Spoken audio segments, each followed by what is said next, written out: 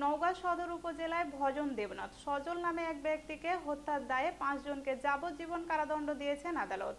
একই সঙ্গে তাদের ৫,০০০ টাকা জরিমানা ও অনাদায়ে ৬ মাসের বিনাশ্রম ও ৬ মাসের সশ্রম কারাদণ্ড দেওয়া হয়েছে।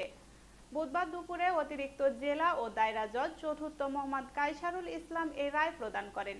বিষয়টি নিশ্চিত করেছেন রাষ্ট্রপক্ষের আইনজীবী এপিপি মনসুর আলী। যাবজ্জীবন কারাদণ্ডপ্রাপ্তরা হলেন জুয়েল, সুরজ মিয়া, রতন মণ্ডল, সাইফুল ইসলাম, আব্দুর রশিদ। এ সময় আসামি জুয়েল পলাতক ছিলেন এবং বাকি আসামিরা আদালতে উপস্থিত ছিলেন।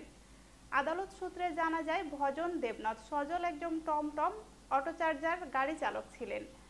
১৯ সালের ১৬ নভেম্বর সন্ধ্যা ৬টার দিকে তার নিজস্ব টমটম অটোচার্জার গাড়ি নিয়ে প্রতিদিনের ন্যায় ভাড়া চালানোর জন্য নিজ বাড়ি হইতে বাইরে যায়। তারপর ওই রাত্রিতে সে আর বাড়ি না ফিরলে স্বজনরা তাকে বিভিন্ন জায়গায় ও আত্মীয় স্বজনের বাড়িতে খোঁজাখুঁজি করে কোনো সন্ধান মেলেনি।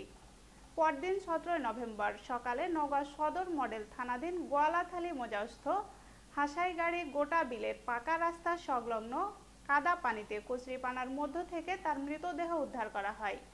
এ ঘটনায় তার পিতা ভূপেন্দ্রনাথ দেবনাথ বাদী হয়ে নওগাঁ সদর থানায় একটি মামলা দায়ের করলে আদালত দীর্ঘ শুনানি শেষে রায় দেয়।